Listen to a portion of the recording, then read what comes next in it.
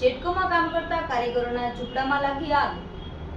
અમરેલીના કેરિયા રોડ પર આવેલ જેટકો ઓફિસ નજીક આગ લાગી હતી। જેટકો નજીક ઝૂંપડપટ્ટીમાં આગ લાગી હતી। રહેણાંક મકાનમાં બનાવેલા 5 ઝૂંપડામાં આગ લાગી હતી।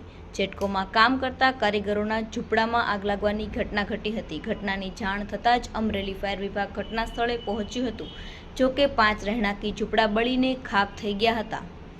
ફાયર વિભાગની જહેમતથી અન્ય ઝૂંપડાઓ આગમાં હોમાતા બચ્યા હતા। શું નામ છે કઈ જગ્યાએ આગ લાગી હતી?